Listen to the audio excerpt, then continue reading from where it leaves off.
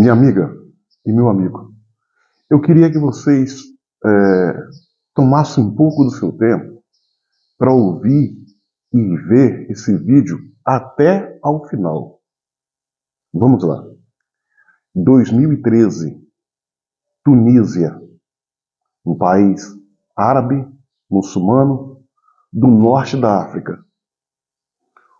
Um humilde comerciante tacou fogo em seu próprio corpo numa praça pública em protesto à ditadura daquele país que já durava 24 anos. Esse fato isolado acabou se alastrando por toda a Tunísia. E como se não bastasse, teve uma consequência inesperada. Além da Tunísia, passou a ter protestos contra tiranias, contra ditaduras, contra governos autoritários em vários países do norte da África e Oriente Médio. Foi aí que nasceu a chamada Primavera Árabe, em que vários países foram sacudidos por manifestações. Iêmen, Líbia, Irã, Síria, Jordânia, Egito, Arábia Saudita e tantos outros países. 2013. Lá, todas essas manifestações começaram de forma pacíficas. E alguns desses países, pelo fato das autoridades da época não sentar para conversar com os manifestantes, acabaram sendo sucumbindo para uma guerra civil. Vou dar exemplo de 3 países, 3 tiranos, 3 ditadores, que achavam que estavam acima do bem e do mal, resolveram não conversar e não ouvir os gritos que vieram das ruas. Foram eles: Líbia, Iêmen e a Síria. De todos os países que entraram em convulsão social, esses 3 continuam até hoje numa brutal e profunda guerra civil, aonde já se perderam milhares de vidas, sem contar a estrutura do país que está em frangalhos. Repito: Síria, Iêmen e a Líbia de Muammar Gaddafi. Ou seja, a Primavera Árabe, ela varreu o norte da África e uma parte do Oriente Médio. Vários ditadores caíram, como foi o caso do Hosni Mubarak do Egito, que estava no poder comandando aquele país com mãos de ferro há 32 anos. Caiu feio, sendo substituído por um outro governo. Como ele, teve outros países. Tudo começou de uma forma inesperada. Um único homem, que botou fogo em seu próprio corpo em protesto ao governo do seu país, Tunísia. Minha amiga e meu amigo, por que eu estou fazendo essa introdução, esse paralelo, chamando a atenção dos brasileiros e das autoridades em especial para esse fato? O Brasil viveu um processo de eleição esse ano de 2022, no qual a população, uma boa parte dela, ou a maior parte dela, entende que o processo foi contaminado, politicamente falando. E que o eleito, no caso Luiz Inácio Lula da Silva, não tem legitimidade. E que por essa razão, esses manifestantes estão há mais de 40 dias, aos milhões, de forma pacífica, ordeira e legítima, como manda a Constituição, protestando na frente dos quartéis das Forças Armadas em todo o Brasil. Em todo o Brasil. Ontem, dia 12 de dezembro de 2022, foi o dia da diplomação pelo TSE ao suposto candidato eleito Luiz Inácio Lula da Silva e o seu vice, Geraldo Alckmin. A população entendeu que isso foi uma afronta à consolidação de um suposto golpe, uma tapa na cara da nação. Os ânimos na frente dos quartéis já estavam, com esse fato associado a outros, inflamados.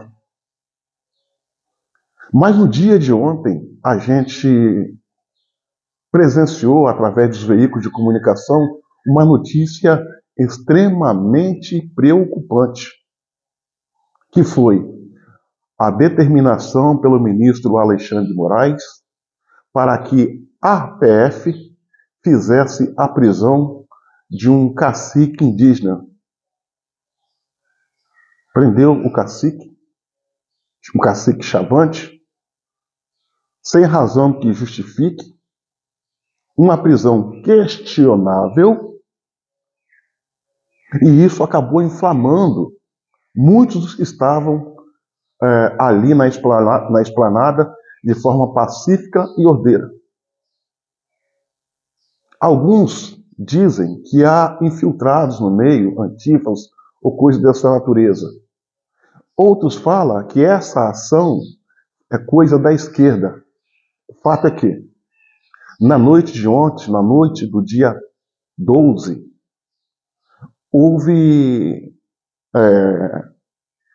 manifestações, diria, violentas e não positivas em Brasília. Os manifestantes queriam a soltura do índio, soltura essa que entende ser ilegal, injustificável e descabida, determinada por Alexandre de Moraes. Com isso, os manifestantes, se eram infiltrados ou não, isso aí eu não posso atestar, porque eu não estava lá, eu estou fazendo filtro de acordo com o que eu vi nos veículos de comunicação tradicional e nas redes sociais, tentaram adentrar a sede da PF para tentar forçar a soltura do indígena. Houve confronto entre as forças de segurança e manifestantes. Informações dão conta que, além de balas de borracha, bombas de gás lacrimogêneo, sob o efeito moral, haviam também disparo de munições letais por parte dos agentes de segurança. O saldo é lamentável. Ônibus queimados, carros queimados, ruas intransitáveis. O que a gente viu no dia de ontem foi uma verdadeira batalha campal, que poderia ser evitada se o presidente da República fizesse algo sobre a luz da Constituição, que até agora não fez. Não sei se por estratégia ou se por uma outra razão. Fato é que não fez. Isso é fato. Por outro lado, a gente está vendo o ministro Alexandre de Moraes tomar medidas, no mínimo, questionáveis, que ao invés de resolver o problema, esclarecer os fatos, trazer luz à verdade, soa como uma tentativa de apagar fogo com gasolina. De um lado tem um que não faz nada, talvez por estratégia ou outras razões. Presidente Bolsonaro. Do outro, Alexandre de Moraes fazendo coisas que dizem os especialistas que são a revelia da lei, do ordenamento jurídico e da Constituição. E isso está criando um caldeirão de incertezas que pode arrastar o Brasil para uma situação inesperada, indesejável, que não será boa para ninguém. Ou seja, uma convulsão social ou até mesmo uma guerra civil. Se você não conhece bem os livros, não conhece bem a história do Brasil, você pode pensar que eu estou viajando na maionese, passando por um momento de devaneios, surfando em ilusão. Minha amiga e meu amigo, preste atenção. O Brasil não é esse país pacato que as pessoas querem, que as pessoas dizem e querem fazer pensar. O Brasil tem históricos incontáveis de guerras civis. Balaiada, Sabinada, lá no sul, a Guerra Farroupilha, a Guerra Constitucionalista de 1930, a Guerra Civil de 30. O Brasil tem histórico de guerra civil. E é justamente o meu receio que a falta de ação de um e a ação desacerbada de outro pode levar o nosso país ao caos, à bancarrota, a uma guerra civil.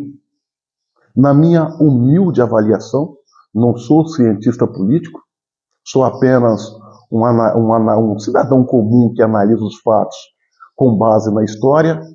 Acredito eu que se não tiver um trabalho de uma intervenção para sufocar esses arroubos autoritários que vem ocorrendo, de forma que cada um vá para a sua caixinha, cada um vá para o seu lugar, e que mostre, que abra espaço para que a população possa sanar as suas dúvidas quanto ao processo eleitoral. Infelizmente, nós vamos ser arrastados para uma guerra civil. Isso a gente consegue ver lá no horizonte. Sinceramente, eu não vejo um outro caminho, lamentavelmente. Começou em Brasília, pode se arrastar. O que aconteceu ontem em Brasília pode se alastrar para outros estados. E aí o meu receio é que o que hoje é paz, é ordem, é legitimidade, amanhã pode virar uma barbárie, um acerto de contas, onde saem as mulheres, as crianças, os velhos, vestidos de verde e amarelo, e entram os homens, dispostos a dar a vida pelo país de uma forma a qual eu não sei se é certa ou não. Fato é que ela está sobre a luz amarela, piscando, acendendo a luz de atenção, avisando que pode acontecer. Então, alguém no seio da República, nos três poderes, legislativo, executivo e judiciário, tem que ter compromisso com o Brasil, tem que ter coragem para tomar a decisão certa para salvar o Brasil de um caos anunciado, de uma possível guerra civil. Nós estamos com um pé na paz e outro na guerra, com um pé no céu e outro no inferno. Agora, qual o pé que nós vamos mover? Para que lado nós vamos? A situação não é boa. A gente tem visto que os brasileiros, no seu direito de questionar, estão sendo tratados como marginais, presos, calados, oprimidos, humilhados, execrados em veículos de comunicação que são os porta-vozes do sistema. O Brasil precisa de paz. O momento que a gente vive é um momento delicado. Tudo que o Brasil não precisa é de um conflito entre brasileiros contra brasileiros. E se isso acontecer, todos, sem exceção, perdem. Todos perdem. Porém, tem aqueles que vão perder mais.